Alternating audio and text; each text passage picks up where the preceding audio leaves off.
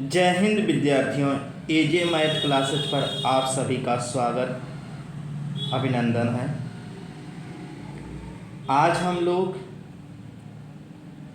Class 10th का रसायन विज्ञान के बारे में अध्ययन करेंगे। इसको इंग्लिश में कहते हैं केमिस्ट्री। केमिस्ट्री जो आपका शब्द है वो कीमिया शब्द से लिया गया है। यह मिस्र से लिया गया है। कीमिया का अर्थ होता है काला रंग। रसायन विज्ञान के अध्ययन को हम लोग केमेटिंग कहते हैं और रसायन विज्ञान के जनक जो हैं वो लेवेसिये हैं। लेवेसिये हैं, ठीक है।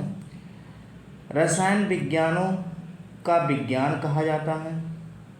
रसायन विज्ञानों का विज्ञान इसलिए कहा जाता है क्योंकि हम फिजिक्स में जब इसका यूज करते हैं तो इलेक्ट्रॉन प्रोटॉन के रूप में यूज करते हैं। जैसे इलेक्ट्रॉन आपका क्या हो गया, आपका इलेक्ट्रिसिटी में जो चार्ज होता है वो इलेक्ट्रॉन ही होता है। फिर आप अगर हम बायो में देखें तो बायो में जो पाचन क्रिया होती है वो HCl होती है। कहने का मतलब यही है कि विज्ञानों का विज्ञान रसायन विज्ञान कहलाता है, ठीक है। तो विज्ञान की वह शाखा जिसके अंतर्गत पदार्थों के गुणों, संगठन, संरचना तथा उनमें होने वाले परिवर्तनों और उनकी प्रतिक्रिया का जो अध्ययन किया जाता है उसी को हम रसायन विज्ञान कहते हैं, ठीक है। रसायन विज्ञान वैसे तो 3 भागों में बांटा गया है। एक आपका भौतिक रसायन होता है, एक आपका अकार्बनिक रसायन होता है, एक कार्बनिक रसायन होता है, ठीक है। पढ़ने को तो हम लोग कई प्रकार के रसायन विज्ञान पढ़ते हैं लेकिन मुख्य रूप से 3 भागों में बांटा गया है, ठीक है। चलिए आगे देखते हैं। इसमें हम लोग पहला टॉपिक पढ़ते हैं। हम क्लास 10th के सिलेबस के अनुसार ही अध्ययन करेंगे और जो कुछ छोटी छोटी बातें होंगी उसको हम लोग समझते चलेंगे। आइए देखते हैं। पाठ का नाम क्या है? रासायनिक अभिक्रियाएं एवं समीकरण, केमिकल रिएक्शन एंड इक्वेशन। इसमें हम लोग भौतिक परिवर्तन देख रहे हैं। भौतिक परिवर्तन आप लोग क्लास 9th में पढ़ चुके हैं। भौतिक परिवर्तन से ही आपके शब्दों में कुछ पता चल रहा है। फिजिकल जो आपका रिएक्शन होता है, प्रत्येक पदार्थ में जो निरंतर कुछ ना कुछ परिवर्तन होता रहता है। आपके घरों में भी आप देखते होंगे, जब अगरबत्ती आप सुबह सुबह जब जलाते हैं तो आप देखते होंगे वो किसी न किसी रूप में कन्वर्ट हो जाता है, लेकिन हम उसको क्या कर सकते हैं, वापस अगरबत्ती नहीं बना सकते। कि बना सकते, जलाने पे जल जाता है लेकिन उसको अगरबत्ती हम नहीं बना पाते। तो कुछ ना कुछ जो परिवर्तन होता है उसे हम चाहे अस्थाई कहें चाहे अस्थाई कहें, या उत्क्रमणीय कहें या अनुत्क्रमणीय कहें, ठीक है। तो जो अस्थाई होता है उसे हम भौतिक परिवर्तन कहते हैं और जो अस्थाई होता है उसे हम लोग रासायनिक परिवर्तन कहते हैं, ठीक है। तो देखते हैं आगे। ऐसे परिवर्तन जिनमें पदार्थ की रासायनिक संरचना से कोई नया पदार्थ नहीं बनता, कोई नया पदार्थ नहीं बनता है तथा ना ही द्रव्यमान में कोई परिवर्तन होता है, अतः यह अस्थाई परिवर्तन है। इस प्रकार में परिवर्तन को भौतिक परिवर्तन कहते हैं। इस प्रकार के परिवर्तन को भौतिक परिवर्तन कहते हैं। अब जैसे उदाहरण में ले लेते हैं, लोहा है। लोहे की छड़ को गर्म करना, लोहे की छड़ को जब गर्म करते हैं कोई नया पदार्थ बना नहीं बना, ठीक। पानी से वाष्प बनना, ये भी क्या है, ये आपका क्या है, पानी से वाष्प बन गया, कोई परिवर्तन हुआ नहीं हुआ, ठीक है। कोई नया पदार्थ नहीं बन रहा, कहने का मतलब ये कोई नया पदार्थ नहीं बन रहा, ना इसके द्रव्यमान में कोई परिवर्तन हो रहा है। ठीक है, ये अस्थायी है। जैसे आपका बर्फ पिघलने पर जल बन जाता, या जल को अगर हम टेम्परेचरिंग करा दे, बढ़ा दे, फ्रीजिंग करा दे तो ये बर्फ बन जाता, लेकिन इसके ये ठोस रूप में परिवर्तित हो जाएगा, बस कोई नया पदार्थ नहीं बनेगा। ठीक है, अब आते हैं, अब इसके एग्जाम्पल, तो भौतिक परिवर्तन के कौन कौन एग्जाम्पल हो गए? लोहे की छड़ को गर्म करना, पानी से वाष्प बनना, फिर आपका हो जाएगा लोहे से चुंबक बनाना, बल्ब का जलना, मोम का पिघलना। अब देखो मोम जो होता है मोमबत्ती की तरह जो होता है ना, मोम यदि पिघल रहा है, यदि हम मोम को पिघला रहे हैं, अगर उसको हम धूप में ऐसे रख दें वो पिघल जाएगा, तो मोम से पिघल गया, फिर हम अगर उसको जमाएंगे तो जम जाएगा, फिर मोम बन जाएगा। लेकिन अगर मोम का जलना हो जाएगा, मोम जल जाएगा, जलने के बाद वह मोम फिर से नहीं बनेगा, तो वो रासायनिक परिवर्तन हो जाएगा। ठीक है, अब आगे देखते हैं। तो भौतिक परिवर्तन समझ में आ गया। भौतिक परिवर्तन वह परिवर्तन है कोई नया पदार्थ नहीं बनता। कहने का मतलब यही है, भौतिक परिवर्तन वही है जिसमें कोई नया पदार्थ नहीं बनता है, उसी को हम लोग क्या कहते हैं? भौतिक परिवर्तन। ठीक है, अब आगे आइए रासायनिक परिवर्तन। रासायनिक परिवर्तन क्या होता है? ऐसे परिवर्तन जिनमें पदार्थ की रासायनिक संरचना तथा रासायनिक गुण बदल जाते हैं, अतः यह अस्थायी परिवर्तन है। इस प्रकार के परिवर्तन को हम लोग रासायनिक परिवर्तन कहते हैं। ठीक है, अब यहाँ पे देखिए रासायनिक परिवर्तन।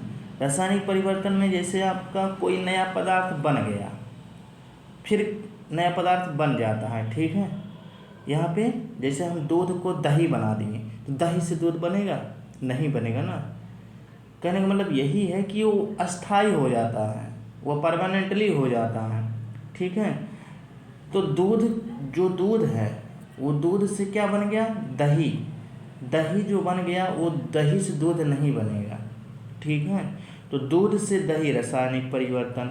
भोजन का पचना, भोजन आप कर लिए हैं, उसके बाद जब भोजन पच जाता है तो क्या पचने के बाद फिर भोजन बनेगा? नहीं बनेगा। तो ये भोजन का पचना क्या है? रासायनिक परिवर्तन। बीज का अंकुरण, ये भी रासायनिक परिवर्तन। साबुन बनाना, ये भी क्या? रासायनिक परिवर्तन। कोयले का जलना, ये भी रासायनिक। चूने का बुझाना, ठीक है, चूने का बुझाना, ये भी क्या? रासायनिक परिवर्तन। तो ये सभी क्या? दूध का, ये भी क्या? रासायनिक परिवर्तन। ठीक है, ये सभी क्या? रासायनिक परिवर्तन ही है। ठीक है, आगे देखते हैं। अगला हेडिंग है रासायनिक परिवर्तन, रासायनिक अभिक्रिया के लक्षण। किसी भी परीक्षण की सहायता से हम निर्धारित कर सकते हैं कि रासायनिक अभिक्रिया हुई है कि नहीं।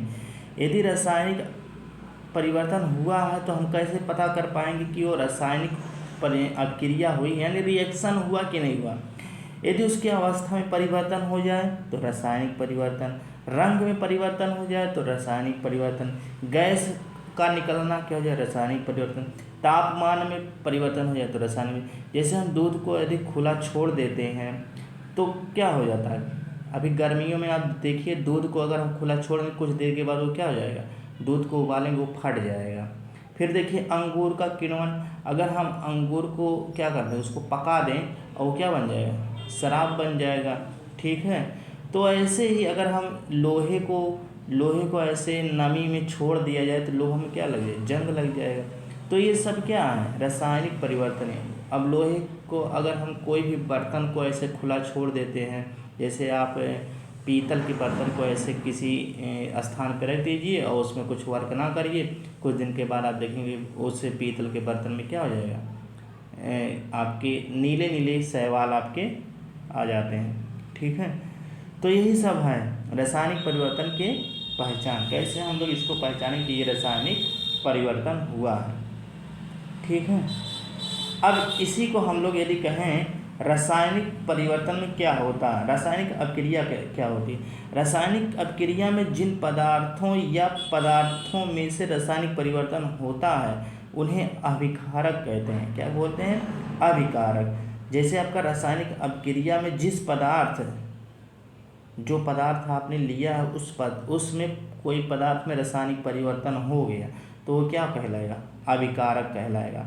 और अभिकारक के फलस्वरूप, ठीक है, अभिकारक या अभिक्रिया के फलस्वरूप बनने वाले नए पदार्थ या पदार्थों को उत्पाद कहते हैं। जैसे हमने कोई प्रोडक्ट ले लिया, ठीक, प्रोडक्ट ले लिया, उस प्रोडक्ट को हम लोग क्या करवा दिए, कोई परिवर्तन हो गया, रासायनिक परिवर्तन, ठीक। अब उसी अभिक्रिया के फलस्वरूप बनने वाले नए पदार्थ, जो नया प्रोडक्ट बना, जैसे दूध लिया था, दूध में हमने क्या डाला, कोई दूध में जैसे अगर दूध को हम ढेर देर तक पका देते हैं और उसको दही बनाना तो जोरन डालते हैं, दही का जोरन ही डालेंगे। तो दूध में हम पका देते हैं अच्छे से, उसको उसमें जोरन डाल देते हैं तो दही बन गया ना। दही क्या, एक प्रोडक्ट हो गया, ठीक है। समझ में आ गया होगा कि रासायनिक अभिक्रिया कैसे काम करती है। जैसे हमारा दूध क्या है, दूध जो आपका है वो पदार्थ हो गया, कोई पदार्थ लिक्विड में हो जाए, पदार्थ 3 प्रकार को, ठोस, द्रव, गैस, तो ये लिक्विड हो गया। अब इसी में अगर हम कुछ और मिला दें तो अभिकारक बन जाएगा, अभिकारक से वो किसी में क्रिया का कन्वर्ट हो गया तो उत्पाद बन गया, तो यही दही क्या हो जाएगा, उत्पाद हो जाएगा, ठीक है। आगे देखते हैं, रासायनिक अभिक्रियाएं वे क्रियाएं जिनमें पदार्थ के संगठन, गुणों तथा संरचना में परिवर्तन होता है उसे अभिक्रियाएं कहलाते हैं। अभिक्रियाएं 2 प्रकार की होती हैं, एक नाभिकीय अभिक्रिया, एक रासायनिक अभिक्रिया होती है, ठीक है। ये आपके रासायनिक अभिक्रिया 2 प्रकार की, ठीक है, एक नाभिकीय अभिक्रिया, एक रासायनिक अभिक्रिया। आगे देखते हैं,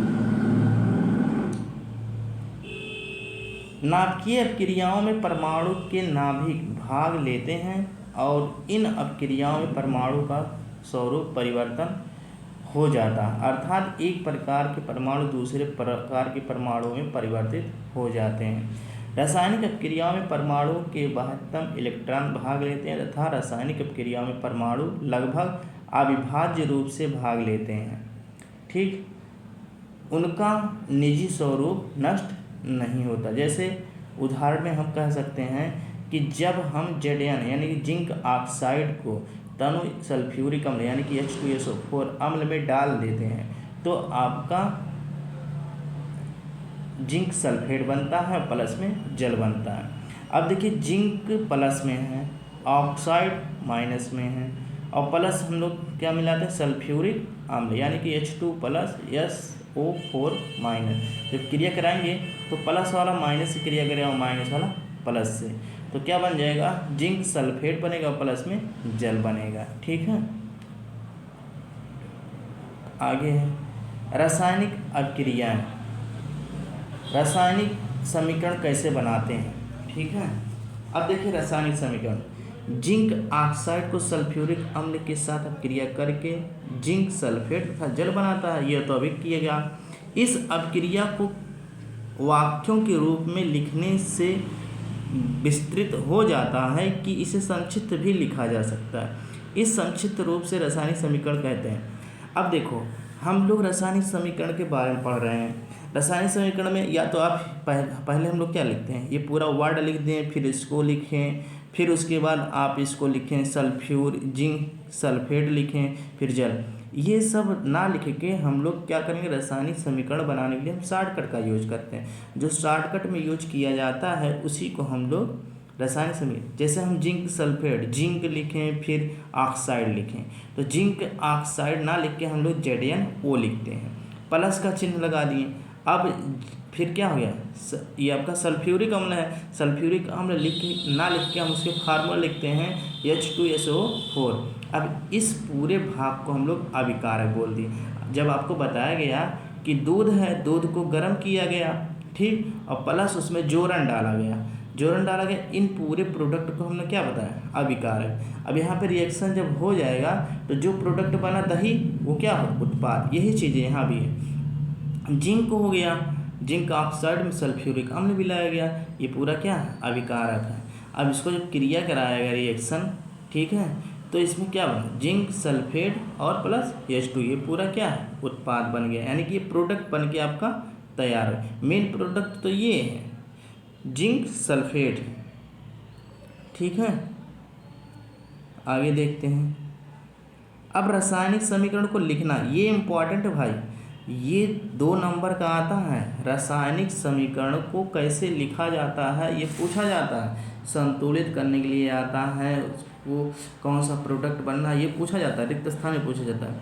अब देखिए रासायनिक समीकरण को कैसे लिखा जाए, प्रतीकों जो आपको शॉर्टकट में, जैसे जिंक लिखना है, जिंक हम लोग ऐसे लिखते हैं, लेकिन अगर आपका प्रतीक पता है तो जेडन होता है, ठीक। और अणुसूत्रों द्वारा रासायनिक अभिक्रियाओं को संक्षेप में व्यक्त करने वाली समीकरण रासायनिक समीकरण कहलाती है। तो जिंक ऑक्साइड सल्फ्यूरिक अम्ल को जिंक सल्फेट और जल मिलता है। अब संतुलित, अब आप सोच रहे होंगे कि ये सर कैसे याद होगा, जो आपको 9th में आप थे तो आपको hydrogen, helium, lithium, beryllium, boron, carbon ये सब आपको पढ़ाया जा चुका है, ठीक है। तो आप उसको रिवीजन करिए कि कौन कहाँ पे होता है, Ag किसका है, Au किसका है, Cu किसका है, Cl किसका है, Na क्या होता है, Mg क्या होता है, ये सब, ये मैग्नीशियम हो गया, सोडियम हो गया, क्लोरीन हो गया, कॉपर हो गया, चांदी हो गया, सोना हो गया, ये सब आपको पता होना चाहिए किस तत्व को किस प्रतीक से डिनोट किया जाता है, ठीक। अब देखिए संतुलित रासायनिक समीकरण क्या है, वह रासायनिक समीकरण जिसके दोनों पक्षों में प्रत्येक तत्व के परमाणु की संख्या बराबर होती है संतुलित समीकरण रासायनिक समीकरण कहलाती है। जैसे Mg मैग्नीशियम के तार को हम ऑक्सीजन में जलाने पर, अब आप कोई मार्केट में तो मैग्नीशियम के तार मिलना मुश्किल, महंगा मिलता है, तो यदि हम मैग्नीशियम के तार को ऑक्सीजन में जलाते हैं तो आपको मैग्नीशियम ऑक्साइड मिलता है, ठीक है। अब हमें पता है कि मैग्नीशियम ऑक्साइड ही मिलेगा, ठीक। तो हम क्या करेंगे, मैग्नीशियम यहाँ भी है, मैग्नीशियम MgO मिल गया ऑक्सीजन से क्रिया कर, लेकिन हमें 2 मैग्नीशियम मिलेगा, ठीक है। तो हम दोनों को, यहाँ पे 2 मैग्नीशियम हो गया, यहाँ भी 2 मैग्नीशियम, लेकिन यहाँ पे देखो ऑक्सीजन कितना, 1 है, यहाँ पे 2 ऑक्सीजन है, तो ये क्या है, ये संतुलित नहीं है। अब संतुलित करेंगे तो 2Mg हो जाएगा प्लस, अब यहाँ पे देखो रिएक्शन गलत लिखा है, यहाँ पे देखो यदि 2Mg लिए हैं और आपका 2 ऑक्सीजन है तो आपका 2MgO बनेगा, ठीक है। ये तब आपका संतुलित 2Mg 2 ऑक्सीजन, ठीक, ये सही हो गया। अब यहाँ पे देखिए, अब यहाँ देखिए BaCl2 को H2SO4 से जब क्रिया कराया गया तो BaSO4 बना और प्लस HCl बना, ठीक है। अब यहाँ पे देखिए इसको संतुलित करना है, तो संतुलित करना क्या है, अब यहाँ पे या तो लिख लो Ba है, Cl है और H है और SO4 है। अब देखो Ba इधर भी है, इधर भी 1 है, इधर भी 1 है, तो 1 क्या हो गया, बराबर हो गया। अगर Cl2 है, यहाँ पे 1 Cl है तो यहाँ पे 1 Cl है, यहाँ पे 1 Cl2, तो यहाँ पे 2 करना पड़ेगा, तो ठीक क्या हो जाएगा, तो 2 करना पड़ेगा, ठीक है। तो 2 कर देंगे यानी कि यहाँ पे क्या हो जाएगा, 2 हो जाएगा, ठीक। आगे देखते हैं, अभी और देखते हैं क्या मिल रहा है। अब यहाँ पे देखिए H2 कितना है, H2 यहाँ पे 2 है, यहाँ पे 1 है, तो यहाँ पे 2 करना पड़ेगा। अब यहाँ से SO4 कितना है, यहाँ पे 1 है, तो ठीक है, तो ये यहाँ पे ना हो के यहाँ पे होगा, अब सही है, ठीक है, ये गलत लिखी थी। अब देखो यहाँ पे तो Ba इधर भी 1 है, इधर भी 1, Cl2 इधर भी Cl2 इधर भी, H2 2 है, H2 2 है, SO4 ठीक, बराबर हो गया। इसी को रासायनिक समीकरण का संतुलन बोलते हैं, ठीक है। आगे देखते हैं।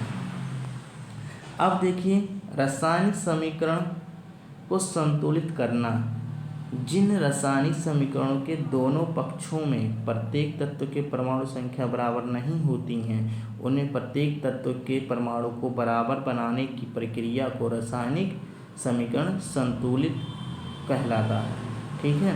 अब यहाँ पे देखिए CaCO3 व HCl के क्रिया के फलस्वरूप CaCl2 और CO2 तथा H2O बनता है। इस अभिक्रिया का कंकाली समीकरण निम्नवत हो तो समीकरण को संतुलित कराएं। कंकाली समीकरण क्या होता है? यही कंकाली समीकरण है। जो ये लिखा गया है ना, इसी को हम लोग कंकाली समीकरण बोलते हैं। जो इस फॉर्म में लिखा गया है प्रतीक फॉर्म में, इसी को हम लोग कंकाली समीकरण भी बोलते हैं। अब देखो यहाँ पे Ca कितना है? Ca 1 हो गया, यहाँ भी Ca 1 हो गया, यहाँ CO3 है, ठीक, CO3 यहाँ नहीं। अब यहाँ पे कार्बन 1 है और यहाँ पे कार्बन कितना है? 1 है। ऑक्सीजन 3 है, यहाँ पे ऑक्सीजन 2 और 1 3 हो गया। अब यहाँ पे देखो हाइड्रोजन यहाँ पे 2 है तो हाइड्रोजन इधर भी 2 हो गया। Cl कितना है? 1 है, 2 हो गया। तो यहाँ भी क्या, ये दोनों बराबर है, ऊपर वाला प्रोडक्ट नहीं बराबर। यहाँ पे देखो 2 की कमी तो यहाँ पे 2 लगा दिया गया।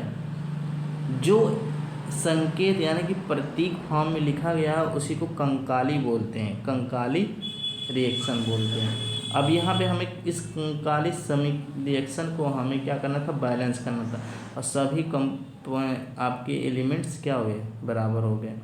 अब इसके देखिए, अब ये कुछ आपके क्वेश्चंस हैं, ठीक है। अब ये आपको क्वेश्चंस हैं, अब इसको आपके बुक में मिल जाएगा, ठीक। समीकरण को संतुलित करना, तो NaOH CH2SO4 Na2, अब यहाँ पे देखो Na पे प्लस होता है, OH पे माइनस होता है, H पे प्लस हो गया, H2SO4 पे यहाँ पे SO4 पे माइनस, तो प्लस का माइनस है, माइनस का प्लस में, तो हमें मिल गया Na2SO4 और H2O मिल गया। अब हमें इसको बैलेंस करना है। बैलेंस करना है तो यहाँ पे देखेंगे N यहाँ पे 1 है, यहाँ पे 2 है, तो और OH कितना है? 1 है, और यहाँ पे कह सकते हैं कि ऑक्सीजन कितना है? 1 और 1 ऑक्सीजन है, यहाँ भी 1 ऑक्सीजन हो गया। यहाँ पे H कितना है? 1 है, यहाँ पे कितना है? 2 ऑक्सीजन हो गया। यहाँ पे 1 हाइड्रोजन यहाँ पे है, 1 हाइड्रोजन, 2 हाइड्रोजन, 3 हाइड्रोजन, यहाँ पे 2 हाइड्रोजन है, यहाँ पे H2SO4 यानी कि SO4 1 है, यहाँ भी 1। तो हमें सोडियम कितना चाहिए? 2, सोडियम 2 चाहिए, तो सोडियम 2 चाहिए, तो यहाँ पे 2 से गुणा करा दिए और सब बराबर हो गया होगा। सोडियम 2 हो गया, सोडियम 2, ऑक्सीजन 2 है तो ऑक्सीजन 2 हो गया, हाइड्रोजन 2 2 4, यहाँ भी 2 2 4, और SO4 SO4, तो ये समीकरण आपका क्या हो गया? बराबर।